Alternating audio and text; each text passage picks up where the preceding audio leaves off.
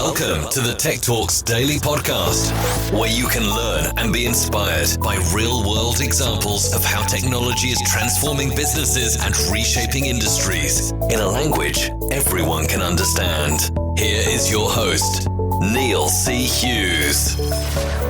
Welcome back to the Tech Talks Daily Podcast, and you should thank your lucky stars that this is an audio-only podcast, because as I record the show today here in the UK, I am a sweaty mess of a man as the temperature has hit 34°C, which I think is around 93 Fahrenheit for American friends listening. And the problem here in the UK, of course, is our homes are built to keep heat in, and we don't have air conditioning or anything like that. But as this is a podcast, I cannot have a window open or turn a fan on because it would make too much noise. So I'm taking one for the team. But of course, these problems are just the tip of the proverbial iceberg, because the quality and quantity of food that we all depend on is also at risk at the moment, from everything from weather extremes, scarcity of cropland, to supply chain dysfunction, and even war. And governments are also mandating that growers use less water and energy to produce their crops. And yes, there is an argument that innovation in agriculture has exploded with so much hype and promise. But how can we move away from hype and towards AgTech solutions for producing more nutritious and sustainable food at scale? So with all this in mind, I've invited Ingo Muller from AgriFORCE today onto the podcast, which is a AgTech IP development company that's also listed on the NASDAQ and aiming to facilitate resource-conservative, high-yield food production for consumers. And they have a simple vision to be a leader in delivering plant-based foods and products through advanced and sustainable AgTech solution platforms that make a positive change in the world, from seed to the table. So buckle up and hold on tight as I beam your ears all the way to Vancouver, where Ingo Muller is going to join us on the podcast today to share the story behind the company and their AgriFORCE goal of creating a clean, green and better future. So a massive warm welcome to the show. Can you tell the listeners a little about who you are and what you do? Sure. My name is Ingo Muller, and I'm the CEO of AgriFORCE Growing Systems. We're a NASDAQ-listed company involved in agriculture technology. And my background is strategic management with really a focus on capitalizing businesses and assets and driving strategy to really drive shareholder value. And so that has really been the underpinning of my focus, which has been to identify opportunities in what I believe is a changing landscape for agriculture and associated technologies. Now, I'm going to have to ask to share your origin story here. So where did your passion for tech and the environment come from? And how did the worlds of strategic management, agriculture and technology all collide for you? Because I've got a feeling there's got to be a story there, right? Well, there is a bit of a story, actually. The original inventors who conceptualized part of the technology that we as a company own, called the Grow House, really understood and saw that the environment was changing and that people were demanding food closer to where they lived. In some instances, they conceptualized growing food on rooftops and other urban environments. And so I followed their story for quite some time. And then over the course of several years, they approached me to ask me if I could assist them in building the business and financing the business. So I agreed to help them. I introduced them to some investment bankers. And the bankers said that they would support the business on one condition, which ended up being that I was CEO. So it was sort of a circumstance, I guess, more than anything, but it really did tick my boxes, in terms of my awareness of the impact of climate change, understanding how population growth was affecting the future of food.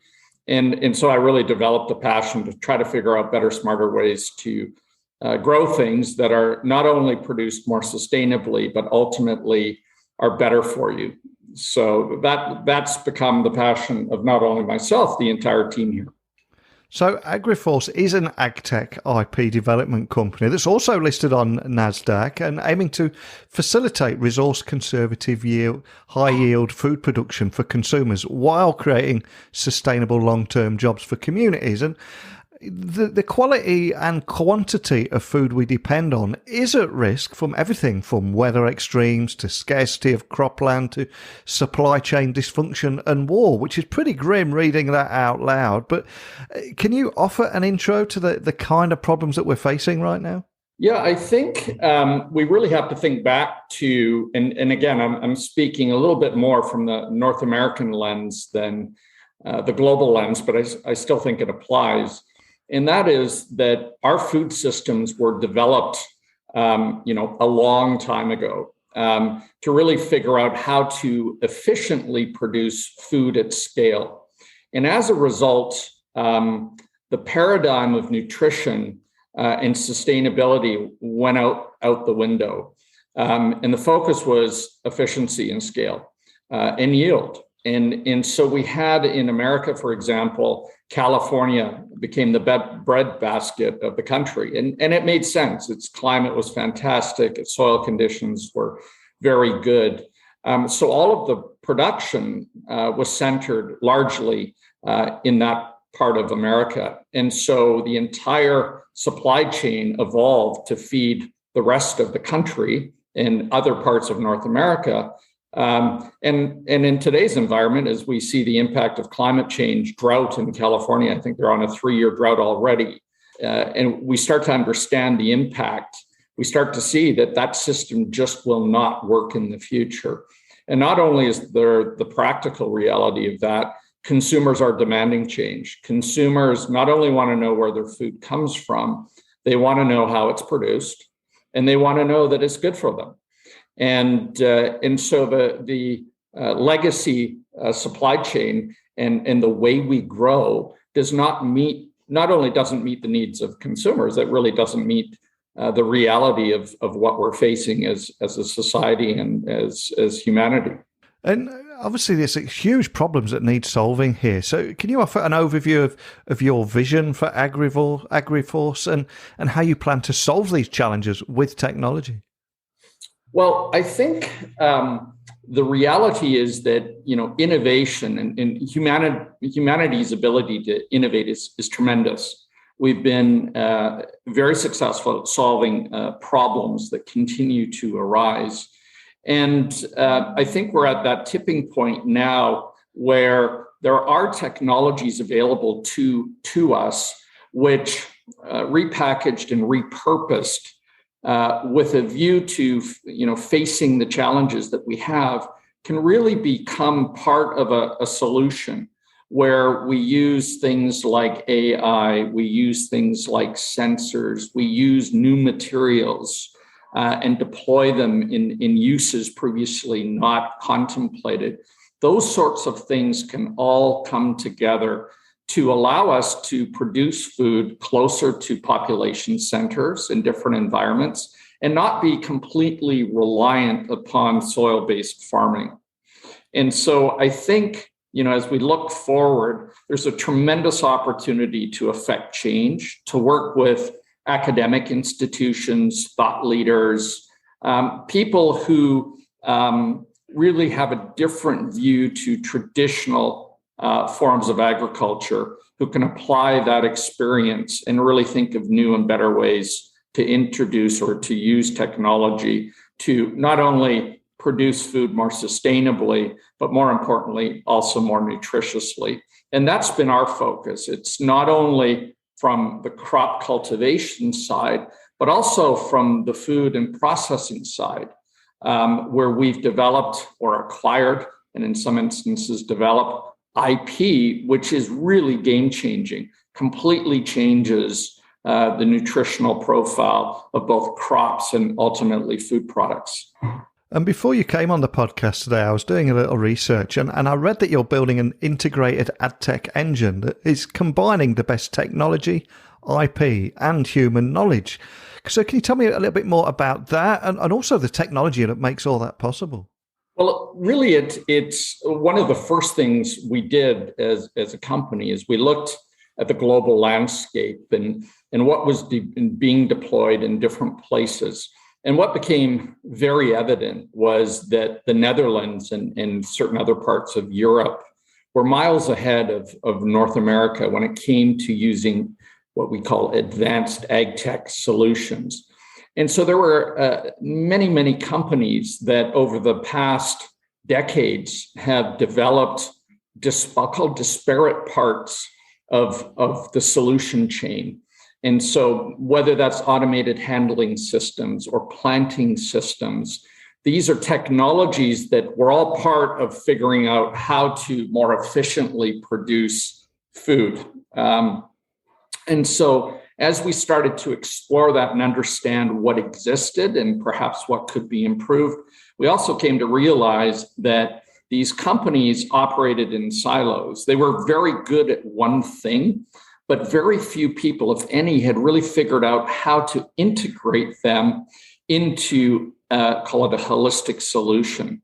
In the way in which the sell-through of projects occurred, it really didn't foster an integrated solutions approach. It was more sort of these disparate pieces being brought together and trying to make them work instead of optimizing around specific outcomes. So we've really started to focus on finding those companies that are global leaders in various elements of coming up with what we call that holistic solution, that have the capabilities to take what they do, perhaps change it a little bit to really integrate into outcomes that we believe tick the sustainability and nutrition box. So we've been very active, not only in Europe, there's certainly companies in North America as well, but our focus has been finding those businesses that we can create a platform around where they work together. They still do what they do very well, but they also work together to come up with better, smarter ways to achieve the outcomes we're after. And how does it all work? Can you possibly, walk me through a few use cases just to help listeners understand how it might work in their part of the world too? Well, let's take the example of the grow house, which is what we call sort of the next generation of greenhouse. And what we innovated as a company is a new facility design and production process, which uses new materials. So, for example, we use, instead of glass, a material that allows about 98% of the full light spectrum and most of the UV light through it, which is incredibly important to plant health and plant robustness. We used an automated, and this is a really good example. We found a company that has, or was a global leader in plant handling and automation.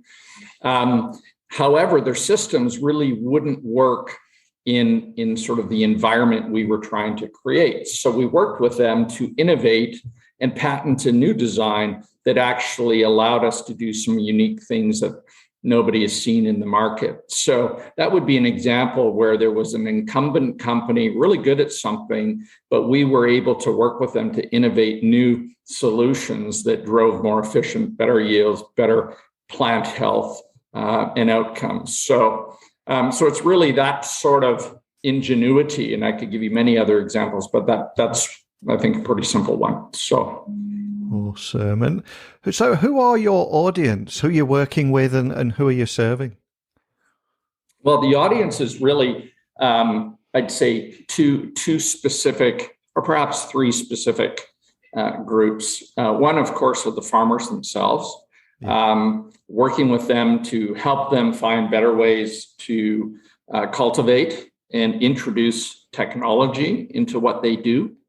Another group might be companies that are looking to improve what they're doing and how they're doing. And thirdly, and when I say companies, that could be industries. So, for example, we're in the process of acquiring a company called Derus out of Belgium. They have global operations, but they've developed intellectual property related to rubber plants or rubber trees. And they've been able to create a propagation technology which ultimately produces rubber trees that yield approximately 50% more yield and are able to be cultivated 1.5 years earlier than normal.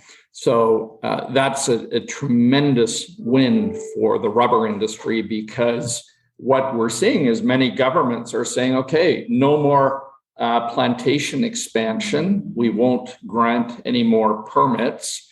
So industry has to find a way to produce or meet the rubber demand as we go forward. And if that's growing at a 6% CAGR, for example, or more, that will inevitably be a problem. So that sort of innovation and IP development is something that sort of addresses those things. So, and the third group is investors. We're seeing that there are a number of institutional investors, family offices, that understand what's happening in agriculture and the need to change, and so are looking to actually either finance projects or businesses related to agricultural production, and are looking at new things like vertical farming and other sort of, call it, next gen ways of cultivation. And so that's another audience that we feel we can really support. And I think the impacts of climate change can be felt by everyone listening in every corner of the world. In fact, before we even started recording today's podcast, you and I were having a friendly chat and exchanging stories about the weather situation in Vancouver and here in the UK. And of course, there's big topics around sustainability now, especially around food production, etc. So I'm curious, what kind of feedback are you receiving from the industry and also governments and investors, etc.? I would imagine it's quite a busy time for you at the moment, because there seems to be a real appetite for change. There certainly is. I think, the consumers as a whole really understand what's happening in our food systems and are really demanding that retailers address that in the types of products that they offer.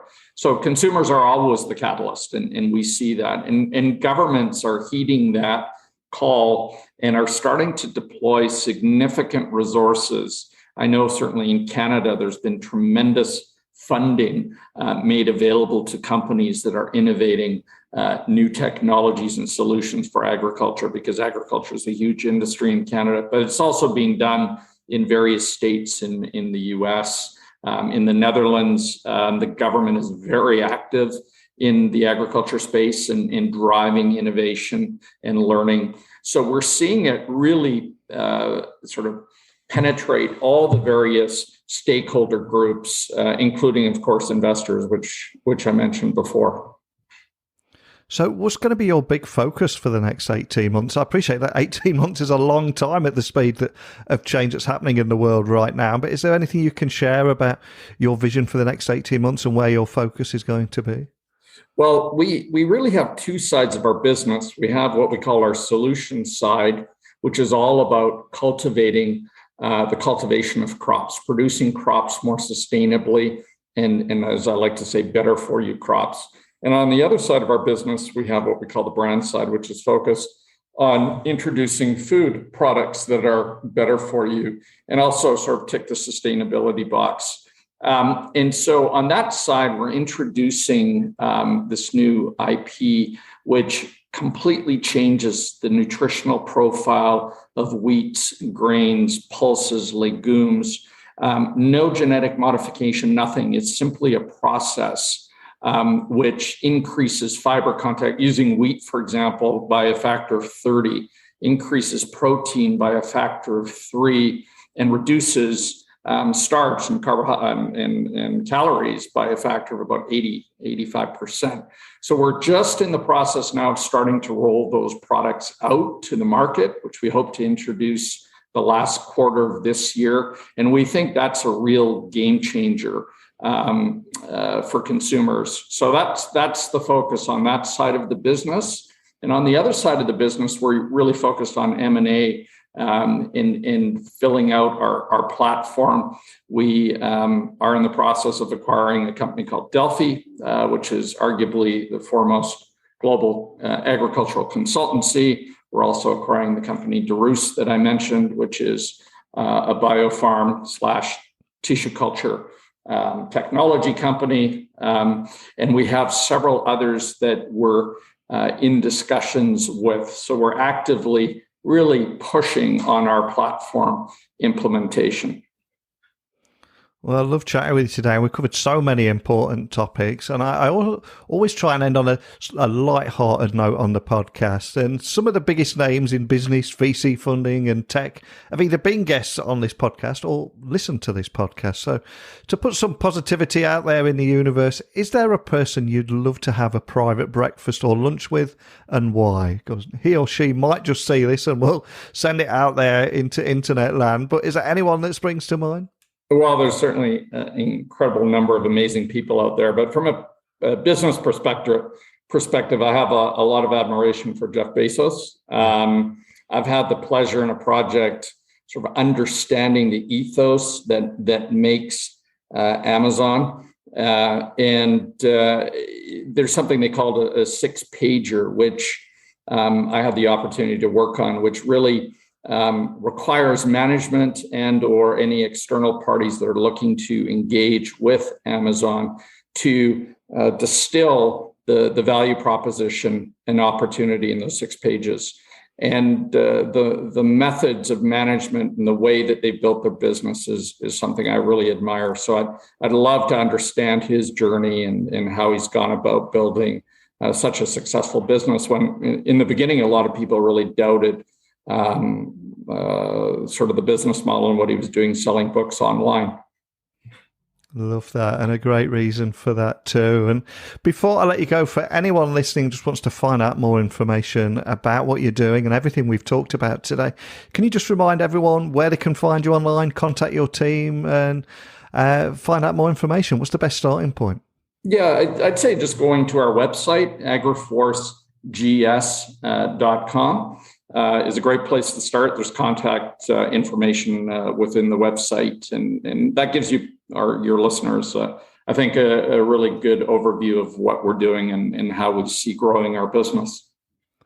Well, I always say at the end of every episode that technology works best when it brings people together. And I love what you're doing here in building this integrated AgTech engine that combines the best technology, IP and knowledge to solve an urgent problem, which is just providing the best solutions to help drive a more sustainable and nutritious food supply for people all around the world, and using technology to do just that. So thank you so much for everything that you do, and also for sharing your story with me today. Well, thank you, Neil, for having me on air, and look forward to hopefully chatting again sometime soon and hosting you here in Vancouver. No matter where you listen to this podcast in the world, I suspect you've felt the effects and impacts of climate change. And as I said at the very beginning, there does seem to be an appetite for change in the world right now. But I'm curious, we do have people listening in 165 countries. You've heard me speak today. You've heard today's guest. But I want you to be my eyes and ears where you're living in the world.